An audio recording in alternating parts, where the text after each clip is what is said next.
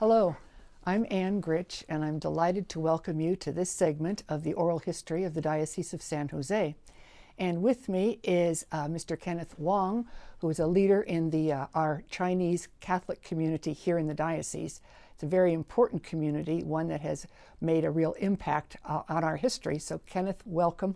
Thank you. Thank you for having me. I feel very honored to have this opportunity to share a little bit of story from our community. Yes. Wonderful.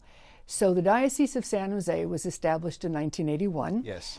Were you in Santa Clara County then? No, I came here actually in 1985. Aha. So it's about 32 years. Okay. Yeah. Mm-hmm. So was the Chinese community here, the Catholic community here, or did you get it started?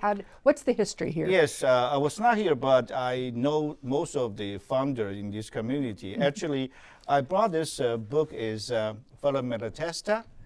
Malatesta, who is introduced our community to the Bishop Domain. Uh-huh. So then we mentioned about our needs, and Bishop Domain very generous appointed St. Clair Church to ask us to move to St. Clair permanently. Mm-hmm. So in the November, I think the Feast of the Christ King, we moved to St. Clair in 83.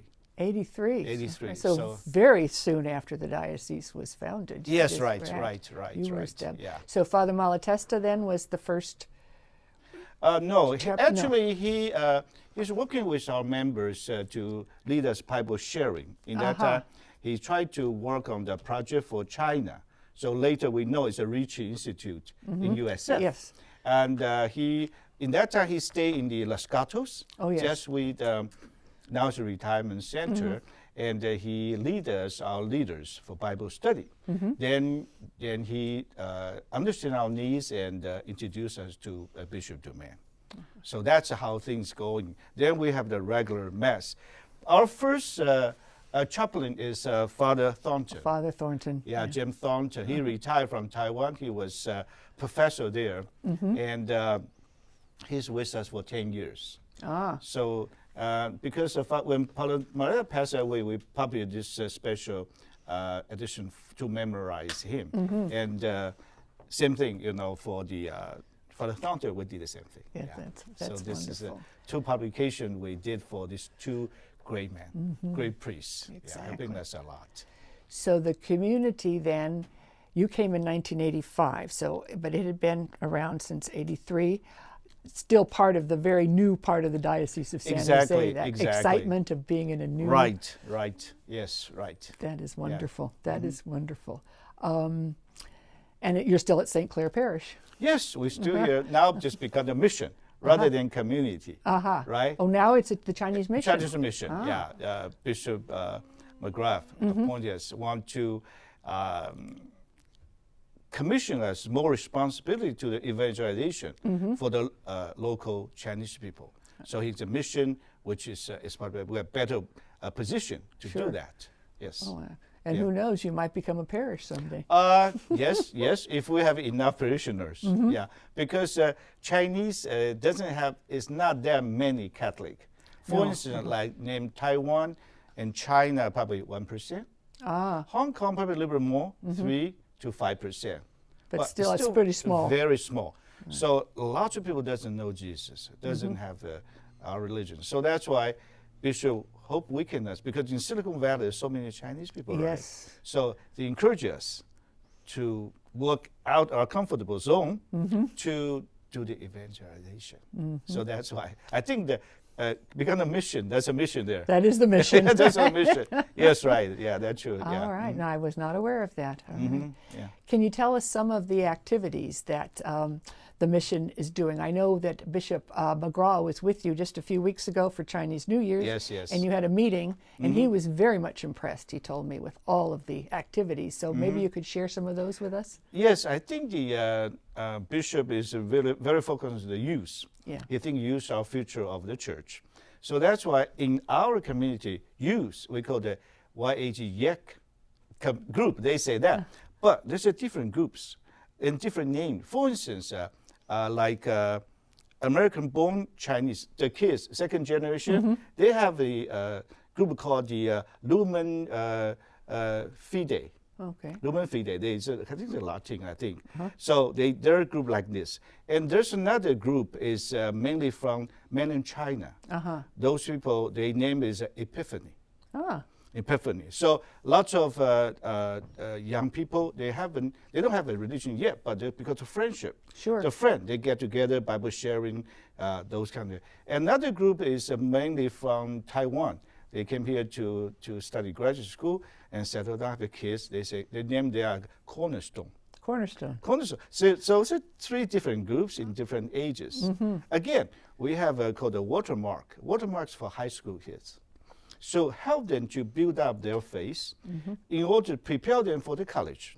If you go to college, you don't have parents around, you don't have community around, you may, distract or whatever, other things. So they want to prepare themselves when they go to the college. So they always invite the Yagu people to share Very nice. the college life, how you're going to keep your faith, how to do the networking, to encourage everybody, each other, to make sure they can be a Chinese Catholic, right? Sure. So they have their own identity and or practice their faith. So those is regarding the young people. I think that is growing, very fast, and they have a lot of energies. So we invite them to participate more actively for our mission, so they can organize a lot of activities. For instance, like me, we can gradually retire. Right. Have them, give the room for them, give the stage for them. Sure. So they can have the way they want to do, so they can invite more young people to join us. So this is a very important. Especially in Silicon Valley. Exactly. Again, we do have a Legend Mary. They provide a service to visit the sick, the other people, and we have RCIA. Every year we have more than 10 to 15 people get baptized. For the rite of election. Yes, right. Yeah. So they're still very active. They just finished a retreat last Saturday for the catechumens to have the experience of the retreat, so they can have a quiet time, so they can talk to God, to build a personal relationship. Absolutely. With God. That's so wonderful. This is something I think we continue work on that. So the Sunday Mass is very important. The Eucharist definitely will be the highlights of our religious life. So fortunately, we have Father Alberta, help us, and the Monsignor Ku is also helping us. Yes. So we are pretty lucky. Well, pretty lucky. Yeah. That is really wonderful. Tell me, are more and more people from the mainland coming? I remember before, years ago, it was mostly Taiwan. Yes. Because like me, some age like me, we came here to study. Then in that time, U.S. Better opportunity. We can looking for a job to practice what we learn. So we stay, separate our family here. But nowadays, in Asia, they also have lots of business opportunities. So some of them came here study, they went back. So there's less people from Taiwan. But again, in terms of population, the number, definitely China has a lot. So they still prefer to stay here because China may not have that many high-tech opportunity to work in mainland China. So that's why they stay here. So we get more and more people from China. Then they probably will bring their parents, come here. So we have quite a lot. You can see the changes in our church. I bet. Yeah, there are lots of people from China. And some of them, they do have faith or religion because of a few generation family reason. But most of them, they don't. Yeah. Especially for young people. It's not they don't want it because they don't have the chance. Yeah, and they're not familiar. Yeah, so once they come here, then they're eager to know more, right? So that's why we provide that opportunity for them. So you can see more people from China. Right. I love the idea of the 3 groups. Now, do they ever get together? Yes, they sometimes work some project together for like Christmas. You need a big teamwork. Right. So they separate work. Okay, you be in charge of program, you to set up the table, then you order food, you prepare something like that. So they work as a team. So sometimes they take turns. We are very happy to see to let them do that. Exactly. exactly, yeah. I do remember a number of years ago, one of the youth groups from the Chinese mission went down to Tijuana. Yes, many years. That's called a watermark. Oh, those are the high school kids. Plus some college kids, some young adults, but mainly for the high school kids. We have been there for many years. I think it's wonderful. Many years. I think they share a lot of story. So that's give young people a lot of encouragement. Yeah. Oh, yeah. That's great. Yeah. That's great. Great program. Yeah.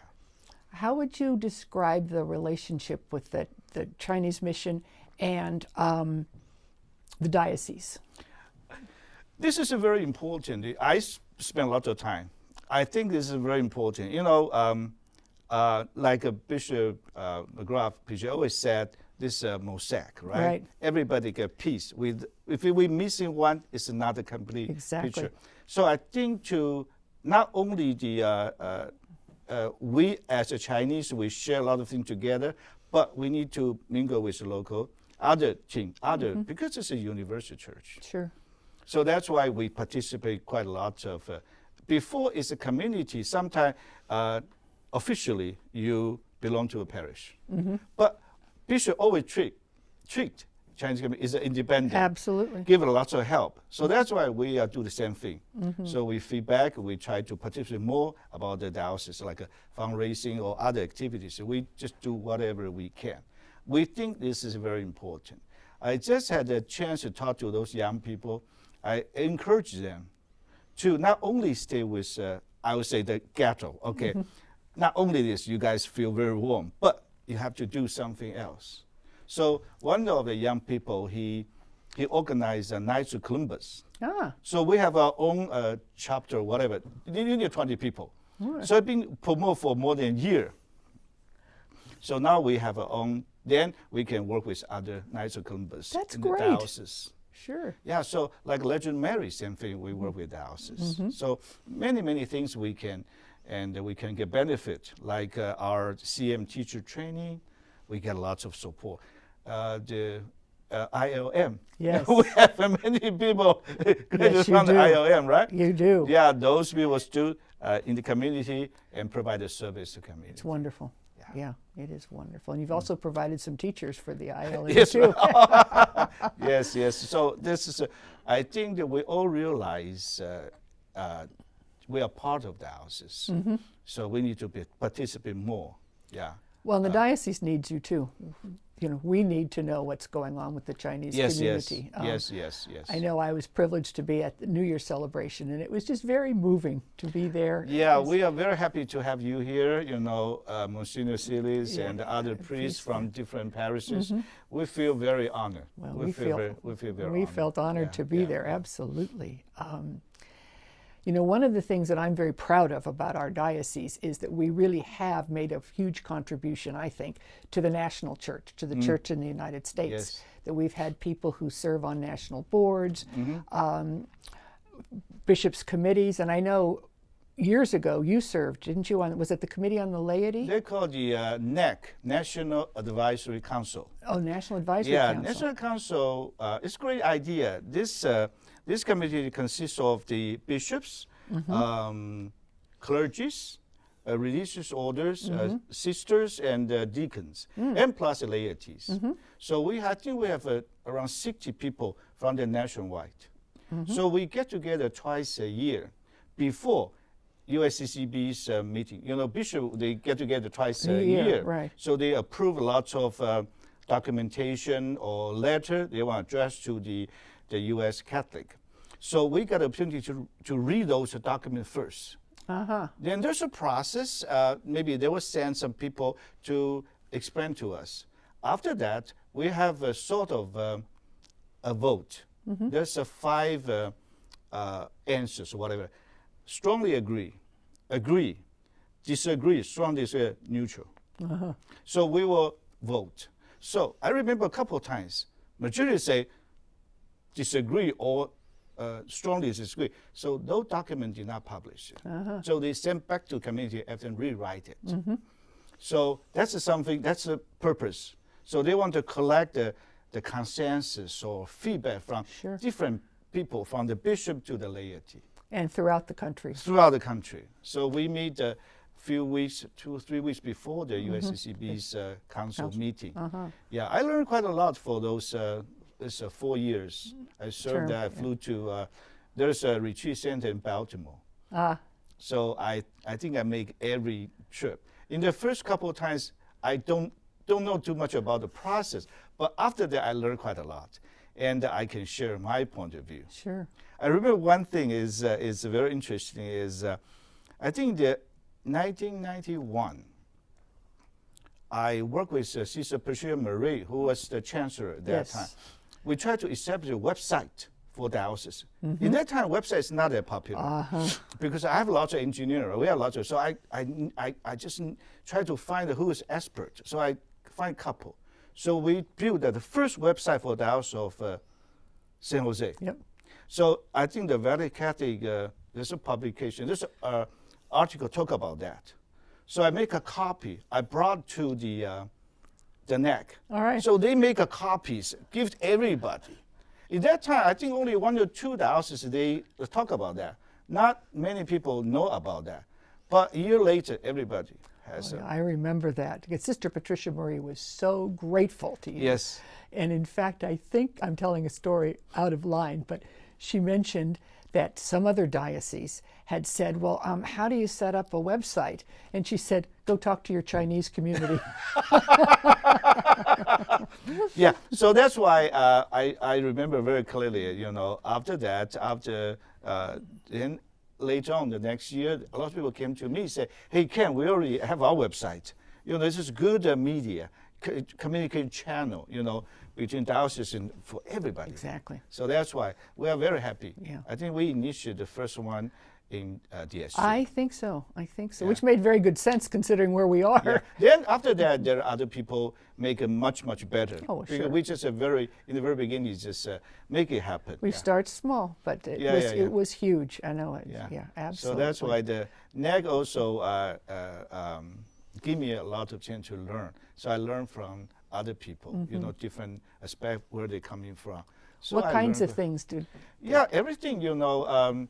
I wrote an article somewhere in our newsletter. I said, for instance, like us, we came to U.S. pretty late. You know, for 200 or 100 years, many people from Polish, Italy, you know, everywhere, they try to establish the church in U.S. So we are the latecomers. So we need to learn. Not only learn, but we need to contribute. So that's why I encourage our parishioners, you know, if you cannot serve at the national level, but the local diocese, even community. Sure. So you have to contribute, not only take everything for granted. You know, those people who came here before us, they contribute a lot. So that's why we can enjoy such a nice facility, nice church, right? It is a lovely church. Right? So that's why we need to, you know, make a contribution. But you're doing it. I mean, your wife, Jessica's done wonders with catechetical ministry. She's I mean, great. she's known in the diocese. Oh, yeah. She was not Catholic before marrying me. Aha. Yeah. So you did a little evangelization there. Yeah. And I told her, you know, later, I said, I hope my wife is a Catholic. I probably use very strong words, you know. She told me later on, I said, I did not say you have to, but she said, to me is have to. But anyway, when she got baptized, I invited my mom from Taiwan to flew here to be her godmother. I said, in the future, there's no mother-in-law or daughter-in-law issue. It's a mother and daughter issue. Because, so they get along very well for the last 30 years. That's wonderful. Yeah. That is really, Yeah. But you are, the community, the mission is really making some wonderful contributions, and we're richer for it. We really are. Thank you very much. How do you see it kind of changing or evolving? We talked about the people coming from mainland China, fewer. You do have the 2 language groups. Yes. Yeah, this one's a Cantonese, mainly from Hong Kong, and the other is from the Mandarin. The Hong Kong people, they speak Cantonese, and they want to stay as unique. Okay, it's probably a language. It's difficult to mingle with people from Taiwan and mainland because people from mainland China and Taiwan, we speak Mandarin. So the culture. And they're 2 very different languages. They're very different. I probably can understand maybe 5%. Ah. Okay, this is a dialect. It's very not easy to understand the Cantonese, But anyway, they are very nice people, and they like their way. We respect that. We respect. Sometimes we work together. Sometimes, like, for instance, Bishop came here for celebrate the Chinese New Year. Some of the representatives were from them to join us. And some of them are parish has some activities like summer event. They also will participate. We work together. Yeah, but they have their own services. There's and for the Mandarin, as you mentioned, you're getting more and more people from China. In terms of population, China has 1.4 billion. So a little bit, there's lots of people. But most of them, they don't know Jesus. They don't have that kind of background. So we need to, when we do the RCIA program, it's a bit different from we work with people from Taiwan or Hong Kong. Because those people, they know God. They know some God, okay? Right. They believe there's a God. God, right. A But creator. from China, they don't believe. Yeah. So you have to start from that point of view, not talk about the Catholic or whatever. No. So, but the way we are working is to make friends first. Because they are newcomers, they need lots of information. Sure. How to settle down here, how to work with the kids. How to get a driver's license. A lot of things. So that's why we want to be the friends first to help them to take care of their help them to settle down a little bit. And they probably will think about that and say, oh, why these people doing this? Why they did not ask for any feedback, any payback? Okay, they want to do it. Must be some reason. Then this is something behind is God. So they say, oh, I think I should do the same thing, right? So they will try to learn. Yeah, that's how we do the evangelization, how we approach it. Well, it's very respectful, too. It's not. We're trying to do that. Beating them over the head. No, yes. So far so good, and we have probably 15 people going to baptize this Easter. Wonderful. If nothing changed. If all goes well. Yeah, if all goes well, I think probably more than 60% from China. Wow. Yeah. That's a change, isn't it? Yeah, over the years. Yeah, it's a change. Yeah. That's But we are very happy to see that because sure. I always mention like this kind of mission or parish, this is a transitional parish, but could be permanent. Because if there's a new immigrants, they need a language to support, to feel comfort to share their faith, and this church is meaningful for them. If like 200 years ago from Polish, they already mingle with local people. You don't see that church anymore. Right. But we still have that because there's a need. Because you're newcomers. Yeah. Sure. So I said, although it's a transitional church, but it could be permanent transition church if there's a need. I think God loves everybody, wants to take care of everybody. So this is how I position us. Yeah. I can see that, yeah. What kind of challenges are you facing as the community? People are way too busy is one thing. Yes. I think we have quite a lot of people like my age. Our kids all graduate college, okay? And we are not necessary to have to stay in this church. We can go to local church, right? So some of them already like a spin-off, like a Silicon Valley spin-off, okay? Spin-off. They went to St. Victor, they have Ascension Church. Those people, kids all grow up.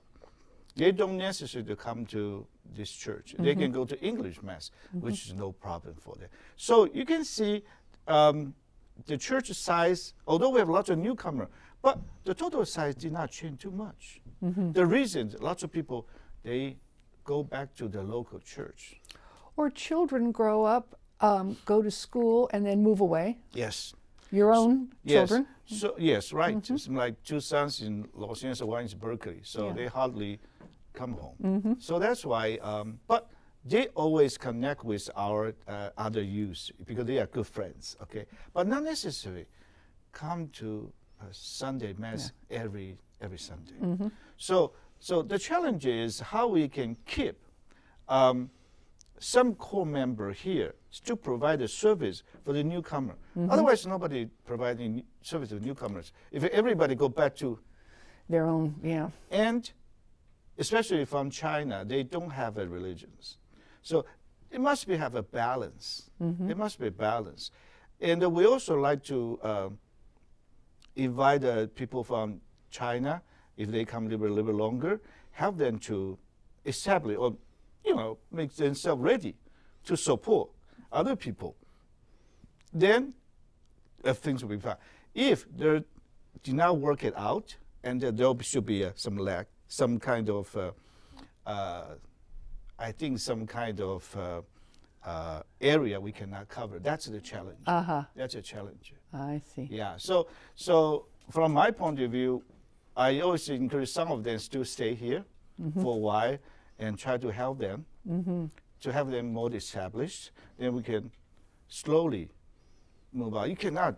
No. All of a sudden, you left it. Say, here you go. No, can't do that. Couldn't do it. So there's a kind of transition period. So that's a challenge. Yeah. That's a challenge. I can imagine. Yeah, that's a challenge. Yeah. Are there other Chinese Catholic communities, like in San Francisco, for example, or Yes. Oakland? San Francisco, Fremont, Oakland, San Mateo. Okay. They all have that. All right. Yeah. Do you folks connect at all? Oh or you yeah. can Oh yeah. We get together. See, the Fremont community was a spin-off from SACCM. Okay. San Mateo is we help them to build up the community because some of them live in the Mellow Park, San Mateo. So we help them build up. Sure. So we still talk to each other. That's another form of evangelization, what you're doing. Although it belongs to 3 dioceses, but doesn't matter. I mean, we lots of things we work together. Yeah, I know most of the leaders in those 2 communities. That's great. Yeah. Yeah, and both of our bishops have always been very supportive. Oh, very supportive, very supportive. And they feel very affection towards the Chinese community yes. too. All our people can feel that. Yeah, all our people can feel that. That's wonderful. Yeah. So, anything else we should know? This is one thing I want to. It's my personal reflection. I think 30 years ago when I came here, people say, "Oh, American is a melting pot." So everybody mingle together, melt together, become like a good soup or whatever. Lately, I find out. I said, I think the U.S. church is like a salad bowl. You step tomatoes, lettuce, whatever, and you keep that way. You do not melt together. No, you're still a tomato. Yeah, then put dressing the Holy Spirit. Then make everybody become very good, delicious salad bowl. So that's why I say we need to have our own identity, but we also need to mingle with the local church. So it's a balance. Sure. But you cannot only stay your own ghetto, and you cannot forget your own culture, your identity. No, you can't. So that's another challenge, actually. I try to promote in our community, hoping young people must have a kind of balance. I would imagine because youth across the board has its own culture. So I'm just wondering, as the younger people become acculturated, keeping them still connected, yes, I would imagine is a bit of a challenge. Yes, exactly. So this is another challenge, but when we get together sharing, sometime I will mention about that. Just remind them to think about that. Yeah. There must be balance, own identity, and we are part of Universal Church. So you have to make a balance. That's right. Yeah. Well, I am very glad, and we are very glad that you're part of the salad of the Church of San Jose. See, this is the booklet we published in 1985 after the '89 earthquake. St. Clair Church do the renovation. Then we are part of the renovation committee. Then after that, we published this one. They give a lot of history of St. Clair Church, lots of picture, old and the current one. So we make 2,000 copies to give it. Every parishioner St. Clair Church. What a gift! That's wonderful. So this is something we think is something we can feed back to the St. Clair Church. Exactly. Another book I bought is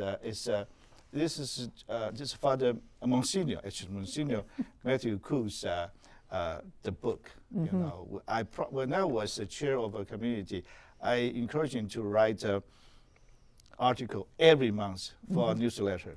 And that time he hated to do it. I said, come on, when you retire, I'm going to publish a book for you. I honor my promise. So I make this. And here's, he is very proud of this book. He always share with people. You know, he met with Pope John Paul II, and he met with 3 bishops, actually. So he is so proud of that. This is the picture he always shares. Yes, He's the person who made the 3 popes. You know. I don't think there's too many people who've done that. No. So he's very happy, and we are very happy to have him. So he helped a lot, and this is him. There he is. Yeah. That's lovely. That's him. wonderful. Yeah. So this is for you. Yeah. Thank you. You can keep it. Yeah. Well, Ken, thank you so much for being with us. This has just been a delight to speak with you. Thank you very much. I'm very happy to have this opportunity. Grand. Thank you.